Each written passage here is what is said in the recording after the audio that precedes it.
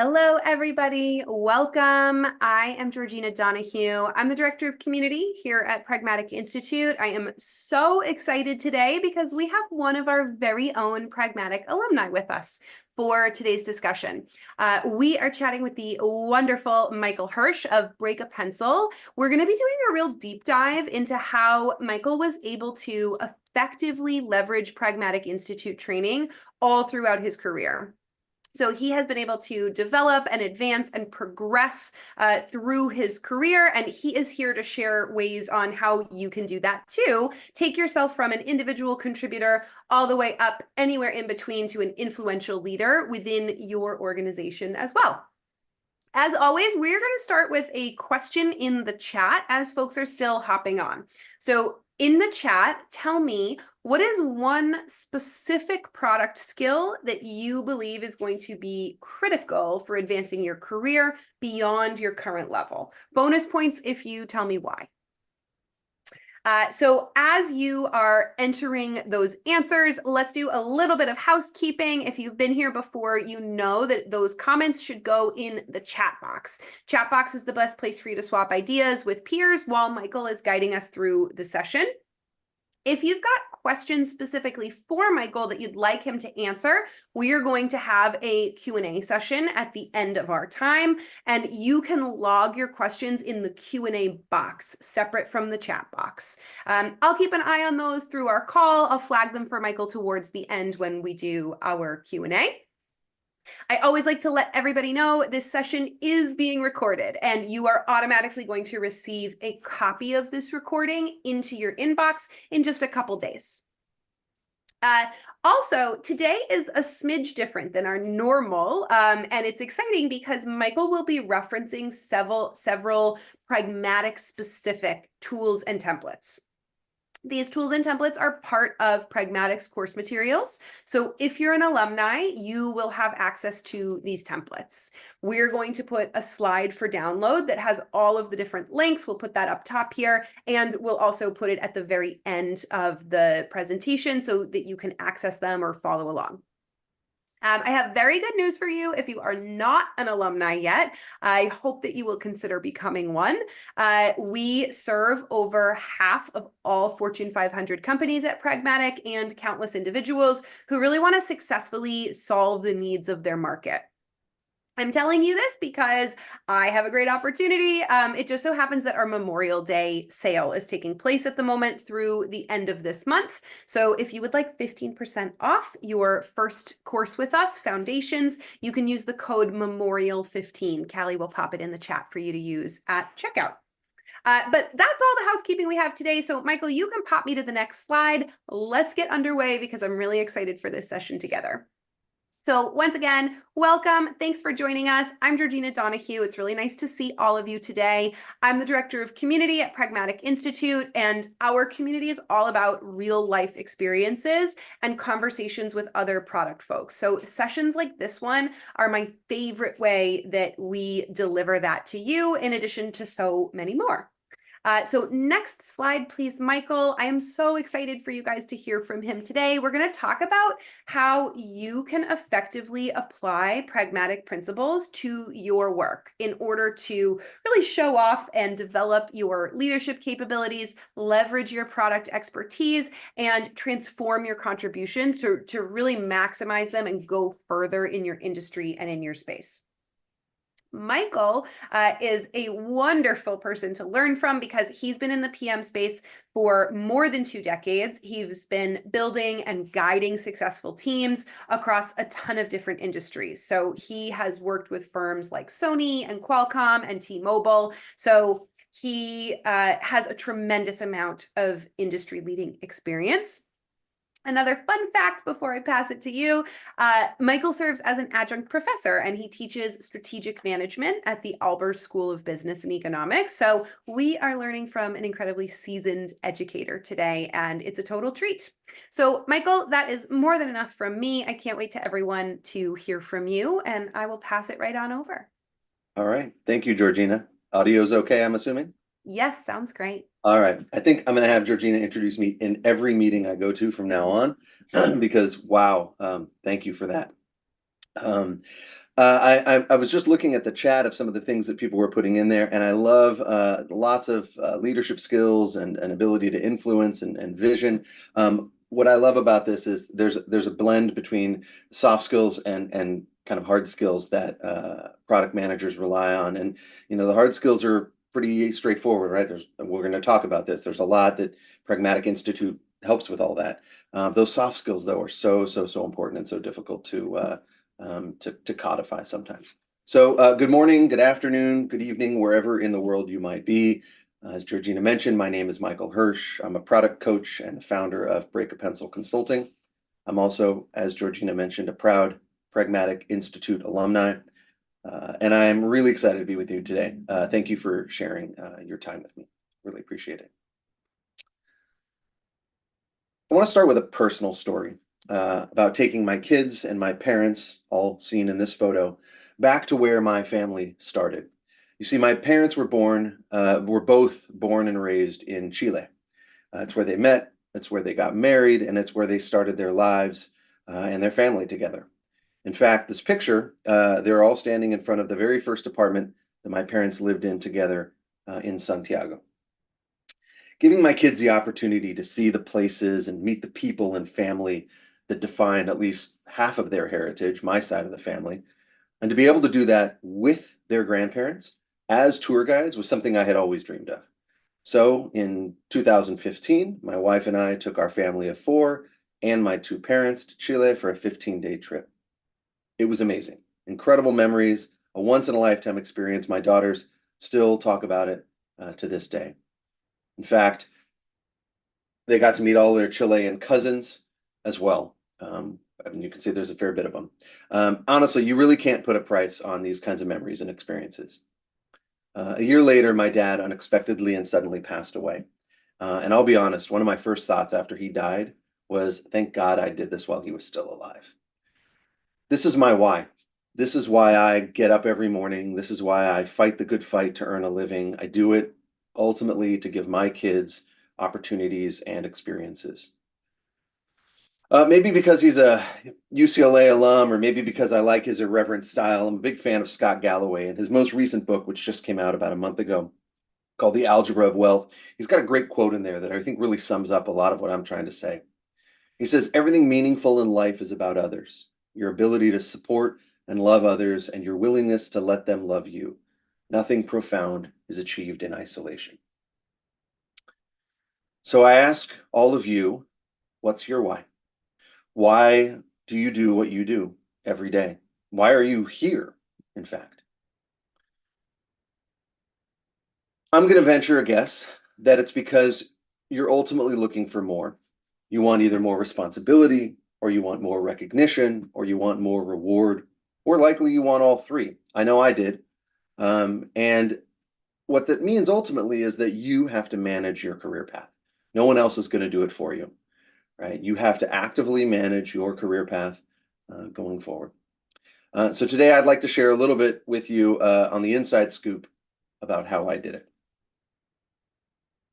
Before I do that, I want to just sort of do a quick gut check. All the product managers and product marketers and leaders that are out there on this call. Does any of this sound familiar to you? You don't work directly with other product managers or product marketers. You work alongside them. You're working with everybody else in the organization, but you don't really get a lot of time to interact directly with other product managers like yourself. You're insanely busy between all the emails and all the Slack chats and all the meetings you get invited to. And I haven't even mentioned the real product work you have to do: win-loss analysis, customer interviews, product discovery, doing prioritization work with the designers and the engineers. You just don't have enough time in the day for all of it. And finally, you probably all feel a little bit like you don't know what you're doing, like you're an imposter, like you've got imposter syndrome, a little bit of fake it till you make it. And a lot of that, I think, is because most often we end up sort of being thrown into the job and we got to figure it out as we go along. So hopefully some of that resonates with you and kind of makes you feel that we're not alone. We all feel pretty similar things. Yeah, let's go from there. So in spite of all this, and maybe actually even because of all this, your ambition and drive has you eyeing that opportunity for more. But how are you going to get noticed? How are you going to rise above the noise level? How are you going to rise above the good work that your peers are doing? What's going to give you the best chance of being noticed by the leaders in your organization that need to notice you? How are you going to be given your shot, not just at managing products, which you likely do today, but managing product managers? Those opportunities don't come around all the time. They come around every now and then. And when they do, if you see one coming or if you see one in front of you right now, what can you do to give yourself the best chance of not blowing it? So a quick side note and story, as advertised in the webinar, I've successfully been able to do this 4 times. Start off as an individual contributor and get the opportunity to not just manage products, but to manage product managers. 4 different times in my career, in 4 different companies, in 4 different industries. I did it first in 2003 at Sony, a couple years later in 2005 at Universal Electronics, a few years later again in 2008 at Qualcomm, and finally, most recently in 2017, I did it again at Here Technologies. So what's the secret? All right, what's my magical power? What's the secret? What's the common thread that runs through all of these things when I was given an opportunity in my career to lead product managers and to be given more responsibility? Here it is, the big secret. Get shit done. Now, I understand how that might feel obvious and trite, but please just hear me out. So when I say this, what do I mean? It really boils down to 3 things, and we'll talk about each of these things in turn. But you've got to make sure you're prioritizing to focus, to deliver, and ultimately to lead. And you've got to do this because remember, we're all insanely busy while using tools that can demonstrate your acumen and skills and give you the ability to scale your work, because we've got to be able to do more with the finite number of hours we have in our day. So let's kind of dig into this a little bit. Let's start with focus. Focus is primarily about prioritization. Hopefully many of you have seen or heard, and I'll explain it though, the whole rocks, pebbles, and sand metaphor. If you have a jar of rocks, a jar of pebbles, and a jar of sand, and you have kind of a big jar, and you want to put all 3 of those jars, rocks, pebbles, and sand, into the big jar. If you put the sand in and you pour the pebbles in, there's barely enough room left for a few of the rocks, and you're left with still some of the big rocks. If you flip the order though, put the rocks in first, then pour the pebbles in, shake the container so the pebbles kind of work themselves down into the nooks and crannies. And then you pour the sand in slowly and again, give it some good shake so the sand finds its ways. You'll be able to fit all of it in one container. And the theory there, right, or the sort of what are you supposed to take away from that little example or metaphor? Start with the big rocks. Start with the things that are the most important, that are going to make the most impact on the business. It's very, very easy to get caught up in all of the small little things we have to do. Respond to that email, respond to that Slack chat, go to that meeting or 2, because we get invited to all the meetings because we sit in the middle of everything. But you really need to focus on prioritization, figuring out what's most important, and doing those big rocks first. Next thing I'm going to talk about, though, is it's more important to be an expert in the market than it is to be an expert in the product. And sometimes I get funny looks when I say this as product managers. It's right in our title. Or product marketers. It's right in our title. There are plenty of experts on the product within your company that you work at. Everybody there, the salespeople, the marketers, the engineers, everybody there is an expert on the product. But there are very, very few experts on the market. Who knows the customer better than anybody else? Who knows the market or the market opportunity? Who knows the blank area, the white space where we can move into because nobody is attacking that area, the customers that have problems in that area? It's just not a common thing. In fact, you could parachute into any company around the world, and at any given time, there's a meeting happening. And you could walk into that meeting and you look around the table, and there's going to be somebody from marketing, and there'll be somebody from finance, and there's going to be somebody from sales, there's going to be somebody from customer support, and somebody from engineering. And the most important person is never in that meeting. And that's the customer. And that's where we come in. That's where we have to be their voice, their advocate. And the more we know about them, the more we can sort of walk around in their shoes, the more effective and impactful we'll be. Product day. This is an idea I got from Pragmatic Institute many, many years ago when I went and got training there. Product day is pick a day or maybe even half a day, but a material chunk of time, right? A few hours at least. And put your out of office on, turn off all your notifications, set your out of office to say, I'm having product day and I will be checking email at 12 to 12:30. And if you do it for the full day, and also at 4:30 to 5. I'll respond to your email then. If it's urgent, text me, and hopefully nobody does. And take those times, that half a day or that full day, and do the real product management work that we need to be doing.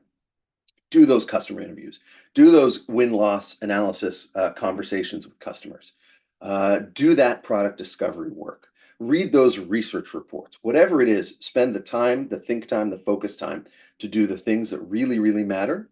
And even just at a half a day per week, you will see how much smarter you become and how much more it feels like you're getting accomplished. A lot of the stuff we spend our day on gets solved by the end of the day if we don't get involved in it, right? So a lot of the things that come up early in the day, by the end of the day, they're resolved. A few aren't, we'll deal with those after, that's fine.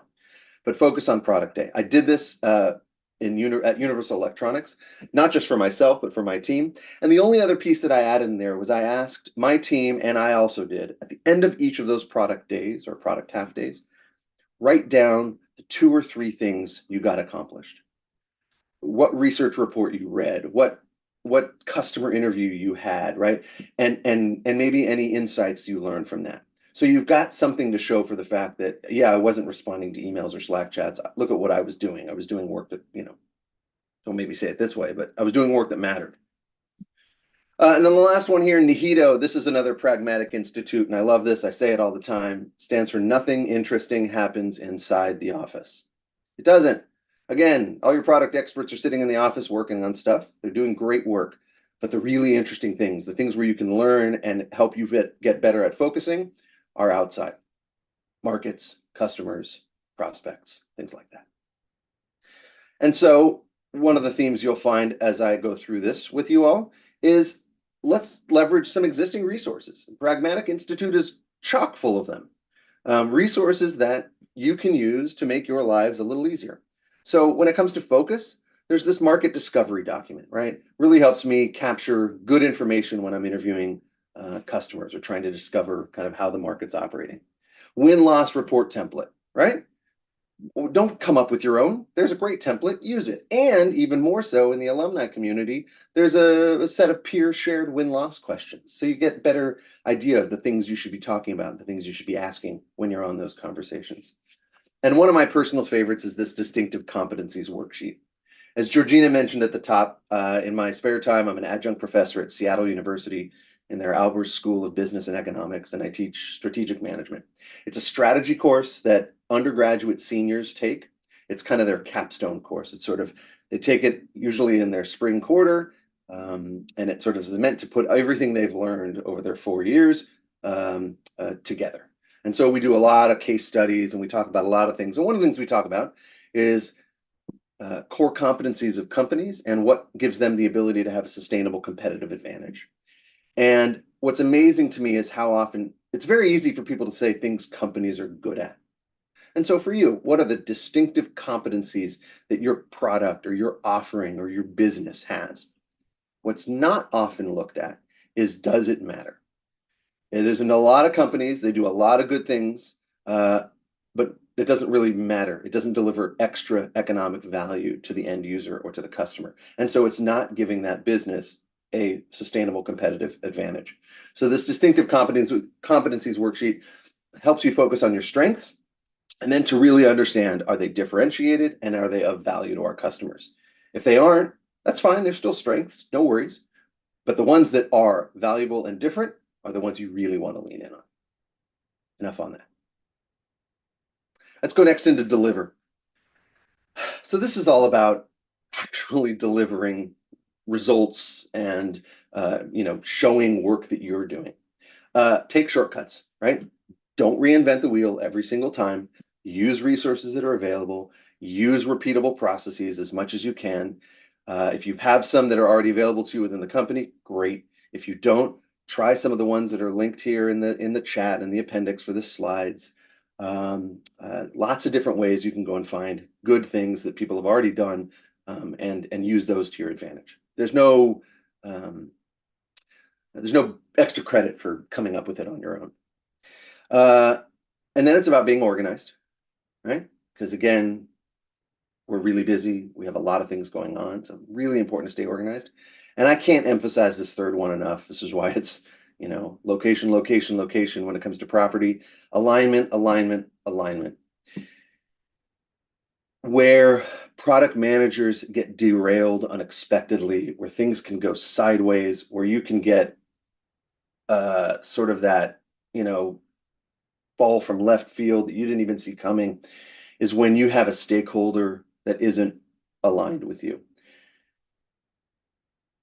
There's a saying that an inch of difference at the top of a company translates to miles of difference at the bottom of a company.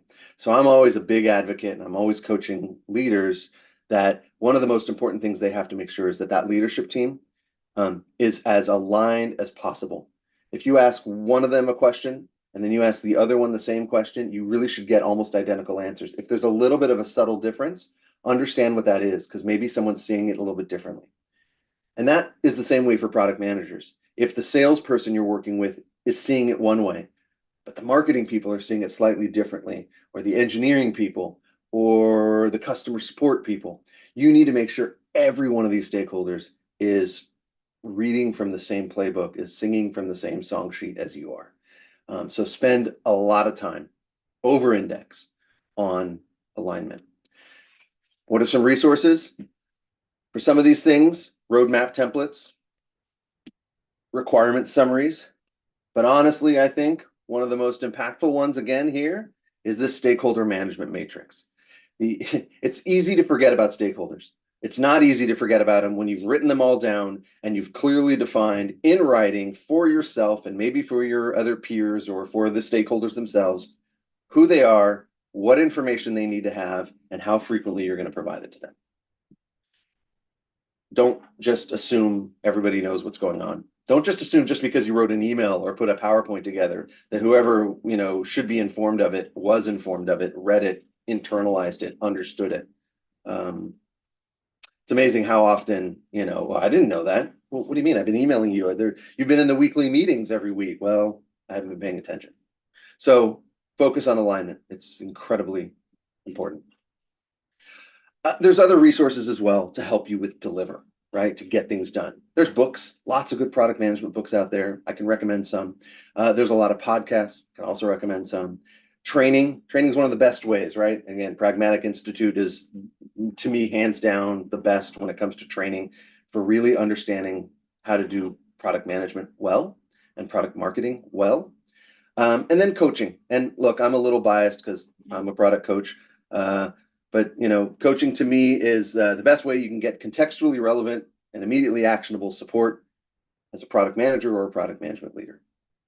Personal example for me on this, when I was at Qualcomm, I was hired and there was me and two other product managers, and we were working on mobile television on non-phone devices. The first time Qualcomm did mobile television was on a phone, because they're Qualcomm, that's kind of what they knew best. But we had a lot of research that told us customers wanted television on other devices. And so there were three of us. I was working on a portable dedicated TV. Somebody else was working on getting mobile television into cars. And a third person was working on getting into it, just an accessory device that you could use to play on any other screen that you had. All of this sounds pretty easy and obvious today, but 17 years ago when we were doing this, it was all groundbreaking and revolutionary. And I delivered and was more productive and did more and moved my particular product further, faster than my peers. And as a result, I eventually got asked to continue with my work and manage those other two pieces of the business too. So again, out-deliver, focusing on these resources, focusing on alignment, it'll go a long, long way. And last but not least, lead. wait a second. I thought we were talking about how do I get the opportunity to lead? Well, dress for the job you want, not the job you have, right? Leadership isn't about authority.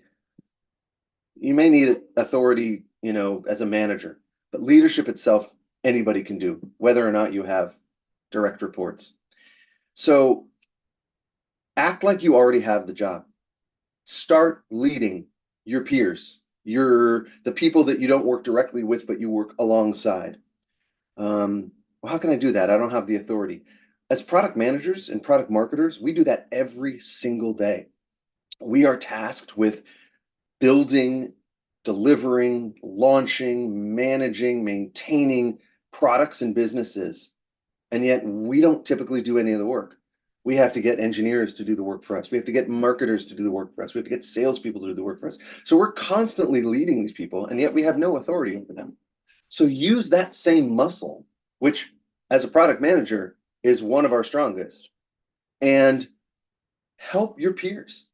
Help them. Share your tools that you're using with them. Give them advice, coaching, some mentoring. Hey, you explained that the other day in this meeting, and I thought that was kind of good, but have you ever thought about thinking about it this way? Or have you ever thought about, maybe changing the way in which you talk about, what you're working on, things like that. So coach them, help them, act like you're already essentially their leader. And then not only about each individual, but think about the whole team. How can you and your peers and your manager, how can you all just be better? How can you be better at your craft? How can you do more or be more effective? And again, we've got a lot of resources for this. Probably the best, and this is the only one on this particular section that I'll cover, is this gap analysis. Look, this is painstaking work sometimes, right? Going through, identifying all the different people that are involved, all the actors involved, right? Identifying all the important different functions that have to happen, figuring out who's doing what. Maybe you use RACI, maybe you use any of the other sort of mechanisms that are out there, but use this gap analysis framework here that Pragmatic has and figure out where there's gaps and where there's overlaps. Because when you do, then you can go to your boss and say, hey, look, I was working on this a little bit. I kind of talked to a few of my peers and we kind of put this together and I wanted to show this to you and take a look at where we think we might have some gaps. What do you think if there's some ways we can try to fix this or close this or help this? I promise you, your manager won't say, why are you doing this? They'll say, this is great work. Thank you. Let's see where we can put this to effect. Personal example, Here Technologies. When I joined, I was the first product manager in the CTO organization. It's a very weird place for product management to live, but the CTO understood the value of product management. He understood the value of technology and market coming together. He was newly appointed as CEO. He didn't want CTO. He didn't want to be a CTO that just sort of sat back and talked about tech and kind of in his ivory tower. He wanted to make sure that what his team was doing was directly relevant to the business, which is why he wanted a product manager on the team. And early on, I started talking to him about there's a lot more than I can just do that we should think about doing. Look at all the different ways in which we can address this. Look at all the different additional things we can be doing. And I kind of built out the vision and plan for why he needed not just a product manager, but a few product managers, a small product management team. And then eventually I was given the green light to just go and build that, go and hire those people and build that team as I had mapped out. So you do all these things. Hopefully, you get your shot. You get your shot to do more. You get more responsibility. Maybe you don't get a promotion yet. Maybe you're just asked to manage those people. Hey, it would be great if, either informally or maybe formally to manage those people and to do more and have more responsibility. What do you do? A couple things. First of all, pat yourself on the back and congratulate yourself. Enjoy that moment because you've done some great things and some great work and you've earned it. Next, it's not common, but there might be a little bit of resentment. I say it's not common because if you've already been acting like it and been doing that job and been coaching and mentoring and working with your peers, they're already looking at you as kind of a leader. So when you get that opportunity to do more, they're like, oh yeah, okay, cool, that makes sense. he or she has been really helpful. I'm excited to be able to work more closely with him or her. But sometimes there may be a little bit. So spend some time, establish trust, listen. Those are the soft skills, right? Really understand, hey, and emphasize, nothing's really going to change, right? I'm going to be just as supportive and just as helpful. And maybe I'll even have an opportunity to be more supportive and more helpful than I have been in the past. So I'm really here to help you do your job. Go back to that gap analysis. Now that you are actually responsible for other product managers, figure out where there's gaps and close them. And then continue looking for ways not just to help individuals, but the whole team, right? Continue doing that. Don't worry about the title or promotion. A lot of people look at me a little crazy when I say that. And I'll tell you, if you're given this opportunity for more responsibility, trust me, the promotion, the title, additional compensation, it will come. The easiest promotions, both to receive and to grant. I've been on both sides of these as a individual contributor getting promoted and as a manager promoting people. The easiest promotions to get through, the least controversial ones to get through any organization are the ones where everybody around the table says, wait, aren't they already at that level?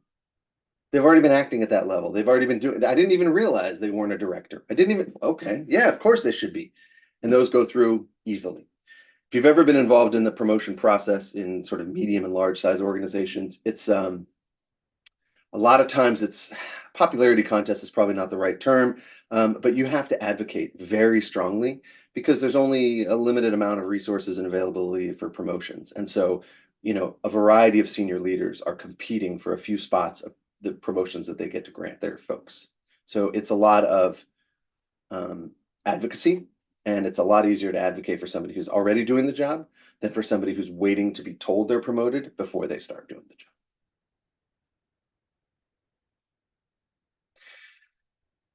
I think it's worth spending a minute or two talking about industry experience. I get this question a lot. If anybody tries to, so let me back up. There's two types of experience that product managers and product marketers acquire over time. There's functional experience, how to do the job, how to be a product marketer, how to be a product manager. What are the responsibilities? How do you get these things done? Both the soft skills and the hard skills. Your craft. And then there's the industry experience. How are things done in ed tech? How are things done in the wireless industry or hardware versus software, right? So industry experience. Look, if anybody ever tells you that industry experience is more important than functional experience, it's just not true. It's not. I've never met a marketer who could only market in a specific industry. Marketers can go to other industries. They know how to do their job as a marketer. They learn what's the subtle nuances and differences of each industry. What are the important trade events? What are the not important trade events? What are the best ways to communicate versus not? And a marketer can go to any industry. So can a product manager and a product marketer. Okay. And in fact, not only is functional experience vastly more important than industry experience. First of all, functional experience just takes the time to get better at it. You're going to be a much better product manager or product marketer a year from now, and 2 years from now, and 5 years from now. Industry experience, okay, fine. You get dropped into a new industry, go learn it. But again, that's what we do, right? We understand how to go out and learn what do customers want, what's the market dynamics, how does this all work? And the other advantage of being an outsider when it comes to industry, which is a lot of how I've jumped industry to industry, is sort of advocated for myself when applying for these jobs, is as an outsider, I can see right through the industry dogma and tell me, don't let anyone tell you that's not here. Every industry has its dogma, we've done it this way always. So when you get dropped into a new industry, use the tools to get your functional work going, spend a lot of time out in the field, a lot of time learning the industry. Remember, market experts are rare, product experts are abundant. So become that market expert first and foremost, and look for signals of dogma. This is how we've always done it, or this is how it works in the library industry. When I spent a few years selling software to libraries. And leverage your other industry experience to say, well, there are other ways we can do this. There are other ways that things can be done. We can do things differently, and maybe that is a better way of doing it. So industry experience, not nearly as important as I think a lot of people try to claim. Some closing thoughts, and then we'll get to some time for Q&A. Visualize your goal, right? Understand kind of where you want to go. I want to be able to, get to that next step where I'm not only maybe managing some product, but I'm also managing product managers. And maybe eventually I want to get to a place where maybe I'm not even managing products anymore. I'm just managing product managers, which is a pretty amazing role to be able to have. Because again, we are often isolated, we're insanely busy, and we all feel like we're imposters. So if you can be that product leader that understands and empathizes with your product managers and knows how they feel, you can turn people's careers into rocket ships, which is incredibly fulfilling. Demonstrate confidence. Reminder, we all feel like imposters. Fake it till you make it. You know what you're doing. You are as experienced and as knowledgeable as almost all of us. So you have every right to be there. You've earned the spot. Demonstrate confidence. And then don't reinvent the wheel. This is where I promote cheating. Use what others have done, right? There's no glory in building your own new template, or no glory in coming up with a new way to do win-loss, or mapping out this gap analysis, right? Just use what's out there and focus on getting it done as opposed to figuring out how we should structure it. Just a brief little bit about me. Feel free to reach out to me directly. I love talking to product managers, product leaders, aspiring product managers, people wanting to get in the business. I'm happy to help in any way I can. My email address is simple. It's just michael@breakapencil.com. On my website, breakapencil.com, you can sign up for a free introductory call. Happy to do that. You can also sign up for my newsletter, Broken Pencils. And as a thank you, you'll get a free one-page summary of the key takeaways from today's webinar. And don't worry, I only email about twice a month, and you can unsubscribe at any time. So no worries about that. And with that, I'm going to hand it back to you briefly, Georgina. Thank you so much. Quick call out. We're going to jump into Q&A in just a couple moments. I see some really great questions already. Some of them are in the chat, and I also got some privately. So pop those into the Q&A box now so that we can flag those for Michael. Again, if you're not a Pragmatic alumni yet, but you want to use some of those resources that Michael mentioned today, please consider becoming an alum. We would love to have you in the community. You can take foundations for 15% off through the end of this month with code Memorial15. Our next conversation, next up next month, we are going to be talking about turning voices into value. It's a conversation with strategic advisor and product manager leader Steve Hamrell. And so we're going to really talk about how user interviews can be leveraged to create business requirements and really just make sure that you're strategically aligned to your market. Very much about what we chatted here today. So let's jump into some questions.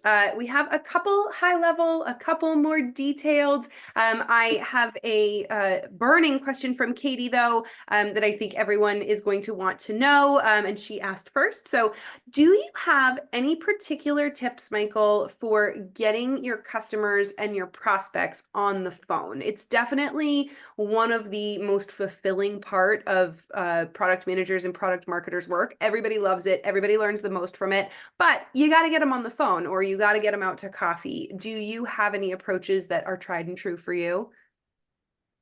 I don't know that there's any silver bullet. It's going to depend on a couple things. If you're in a B2C business, if you're dealing directly with end consumers, oftentimes we do things, like focus groups and things like that. But I've also seen informal ones, right? So one of the groups that I worked closely with when I was at ProQuest, they were working directly. Mine was with more of a B2B, the part of the business that I was leading.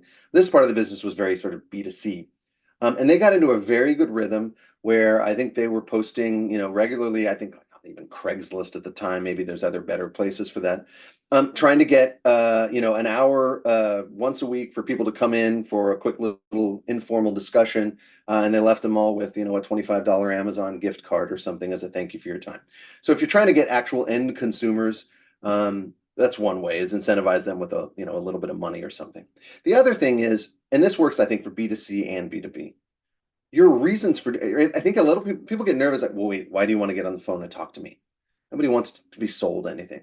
But you can reassure them, I'm not here to sell you anything. I'm here to figure out how you use this product and how I can make this product better. I just want to, and I'm not even going to ask you, tell me what you want me to do to make this product better, although you can. And sometimes you'll get good ideas, but be careful because those aren't always the best ideas. But more than anything, I just want to watch and understand and listen to how you use it. Because when I do that, I do that with you and a few other customers, I will start to see patterns. And so what they're doing is they're helping you make the product better, which will ultimately help them.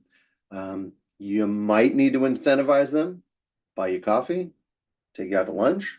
But ultimately, I think if you position it as why you're doing it, most people get it, and most people really want to help. One more kind of specific question for you, and then there's a theme here. I've gotten a lot of questions from folks that are trying to navigate some internal challenges, and I'm going to jump into those after. But we're going to hit this one because it's a quick one. Do you have any particular tools that you really love to stay organized? Yeah, so I've been for a very long time, I've been a Mac user. So if you're not a Mac user, I'll give you some suggestions in a second.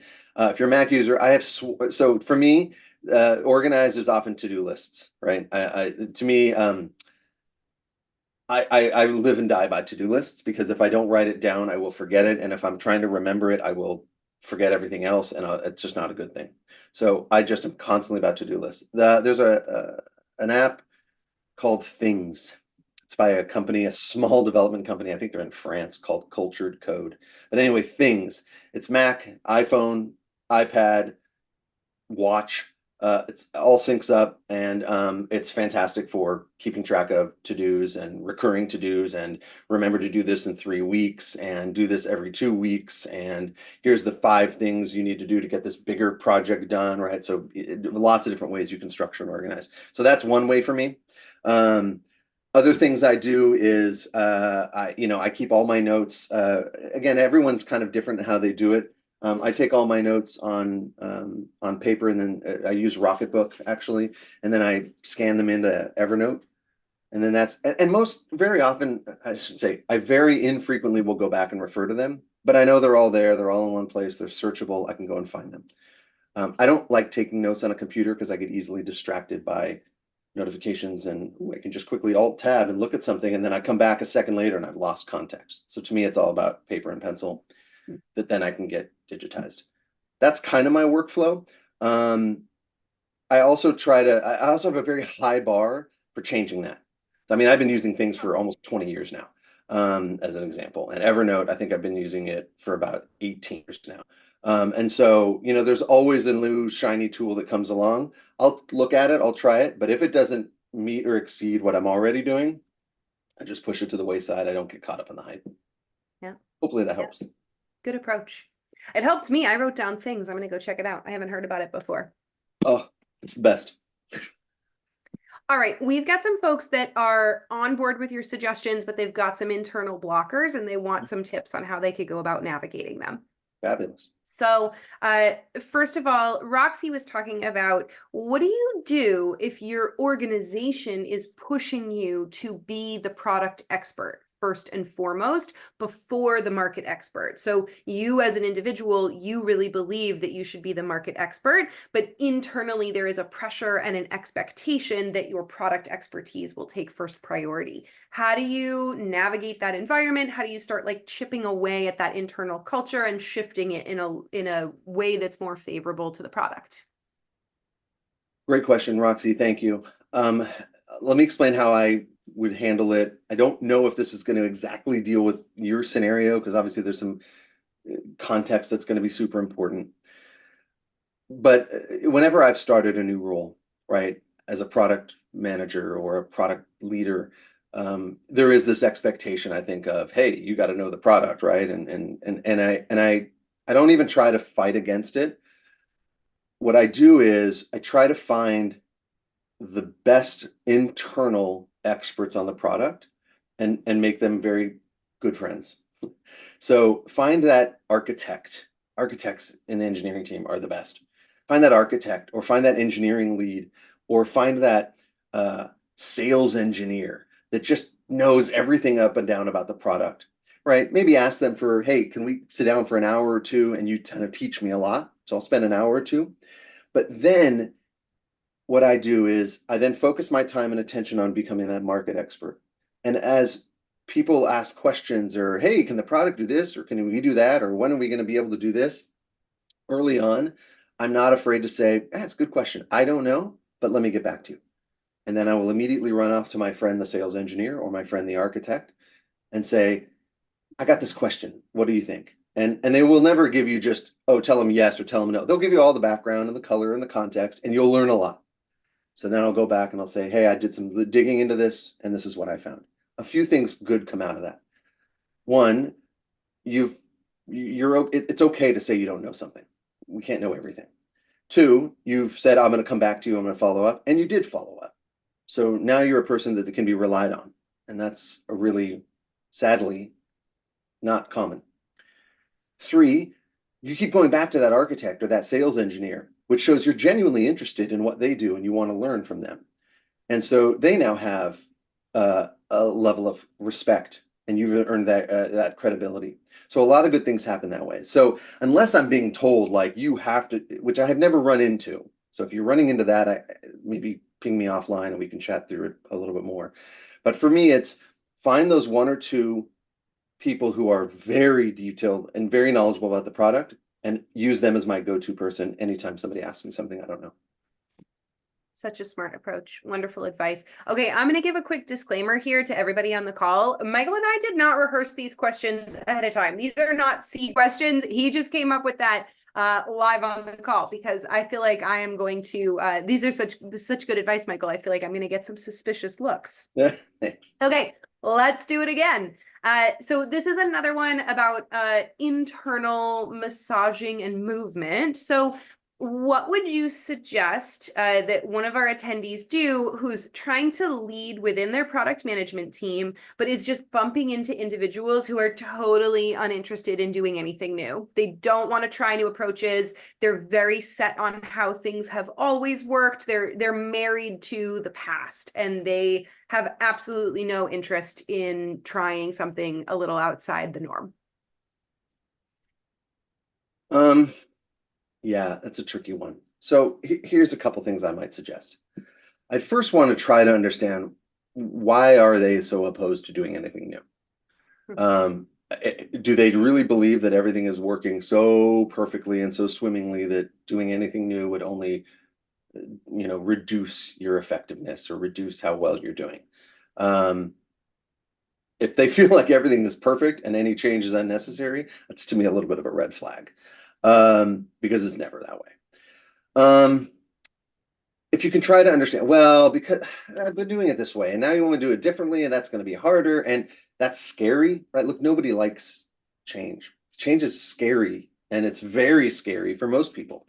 And I think that understanding that, empathizing with that, helping them out. Hey, look at, this is why we can do it this way. Maybe point to examples of you've done it this way and it's worked better. So, hey, look at what, how it worked. And maybe I got recognized or some accolades for that, or a little pat on the back, or when I presented to the SVP of somewhere, it was like, oh, wow, this is great. So look, I think this is really ways that, we can all look better in the organization. So try to appeal to whatever it is that's holding them back and whatever it is that might sort of entice them or incentivize them to move forward, right? Maybe it's easier. Hey, we're spending 3 hours doing this. We can do it in an hour. Wouldn't you like to save that time? All right. So find out what it is and see if you can position the change in a way that is going to land with them. Again, I go back to what I said at the very beginning. So much of what we do is in these soft skills. And so if you can figure that out and you can understand kind of what are the right levers and buttons to push to sort of get them going in the right direction, you'll get a lot further. Yeah. Yep. Really great advice. Okay, there's two questions that are similar, so bear with me. I'm going to try to combine them here, folks. So if this is one of your questions. So we've got someone that's asking about accomplishments and self-promotion. So how do you find areas for self-promotion where you can, hang your star on a successful project and say, that was me, I want to be recognized for that. How do you track your accomplishments and kind of keep order to the things that are not necessarily in your job description yet, but you have achieved well? How do you do that in a way that is not a little uncouth, a little bit showy or flashy, right? That would be inappropriate and wouldn't work well in your favor. But how do you track accomplishments that might not technically be part of your role that help you put your best foot forward? Yeah. Is that the combination of the two? Yes. Excellent. Self-promotion. It is so important. And it is typically very unnatural, and it doesn't always, it doesn't feel right. We're taught all along, right? Be modest, but you have to, in an organization where there's a lot of things happening, a lot of people, and a lot of moving parts. How do you do it? Share it. So, I mean, meaning like, don't share it as in like, hey, I did this, but as in, look at what we did and why it matters, right? Give the sort of what and so what is the piece that you want to be sharing. Hey, we did this gap analysis. We figured out there were some areas here. We've made a few changes to who's doing what, and we think we're really going to be a lot more effective now going forward. And so that's going to help us get ahead of the engineering team with our requirements. That's going to help us be more responsive to market needs when we hear them coming in. Whatever the and so what, whatever the, why should I care about it, has got to be in there. And then measure it in any way that you can, and then come back to it, right? So 6 months later, say, hey, remember, right? Here's an update on that gap analysis project that we did, right? We did this, we made these changes, and now we've, seen that these metrics have improved, right? So you share it for the value of the audience, right? Which is they want to understand, why should they care about it? What's it going to mean to them?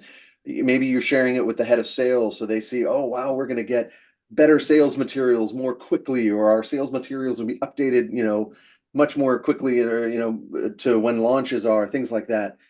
And so share why it matters, and then follow up, repeat it. Because I think that not only shows that you did something, but that it had results. And that's really, I think, maybe the punchline to all of this, which is you got to show results.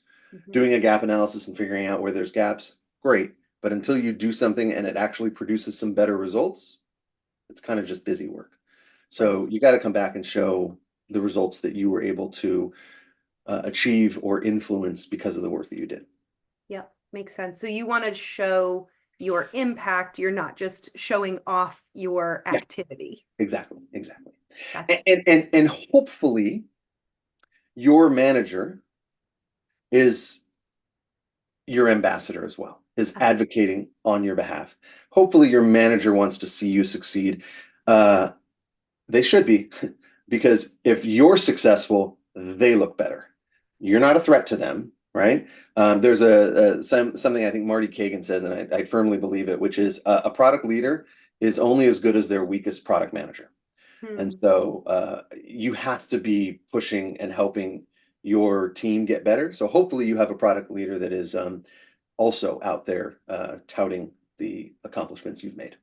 Yeah, that's the perfect segue into the closing question that I want to ask you. So this is our last one, and I think it's a really good flip of perspective to wrap things with. I'm curious about, from your perspective as a leader, when you are working to help support your own team, what are some of the qualities that you have looked for in others on your team that indicates to you that they're ready for promotion, or that you are pushing them towards role expansion? Yeah, and maybe the sort of other way I would sort of answer this is kind of people that I think are getting close. What are the things I tell them to do more of, so they start to kind of be ready for it? A lot of it is do the job, right? So, if you're a product manager, right, it's important that you're doing your product management work, but as a senior product manager or a director of product management, you're not only expected to do that work, but you're also expected to do, a lot of maybe internal promotion of what's going on, what's happening, communicate. You want to look for, you want people to be communicating one or two levels above where they sit, right? So if you're product manager, and you want to be promoted, I want to see that I want to be able to reach out and talk to my other directors, peers, and they all know who you are because you're reaching out to them directly, even though they're one or two levels above you. So one of the things is kind of, already act like you have that job, and be very communicative to that.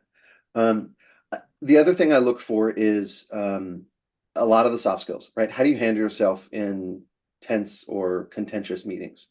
A good example, I once had a product manager who worked for me, and they were notoriously defensive, right? The moment somebody was pushed back on them a little bit, it was like, no, and it was like, why, and got very gruff, and it impact. I mean, people had opinions of like, oh, okay, this person's a little like too sensitive on this stuff. So I coached them, and I said, look, this is how it's coming off. Maybe you should take a breath. If you need to, scream at someone after, and try to get better at tempering the passion and being more pragmatic about how you're responding to these situations. And over time, they did, and they got better at it and better at it. And I was able to get them promoted twice, in fact. And those conversations, were like, yeah, this person, I remember they were a hothead, but they've been really good now. And so they were, supportive of that. So I look for the soft skills. Can you deal with conflict? Can you deal with speaking and working with all sorts of different people in the organization? And are you kind of hitting above your weight class? Are you communicating one or two levels above where you are? Yeah. Yeah. Such great advice. We are coming to the top of the hour here, so I am going to wrap us up. Thank you so much, Michael, for all of the wisdom and lessons and tips and tricks that you shared along the way. This has been an absolutely fantastic hour with you. It's been my pleasure. Thank you for giving me the opportunity, and for all of you out there, thanks for joining and for your time as well. Yeah, thank you again. Folks on the call, you can reach out to Michael directly at breakuppencil.com or on LinkedIn, and you can find more on Pragmatic at pragmaticinstitute.com. We will catch you all at the next product chat. Have a wonderful rest of your Thursday. Bye, guys.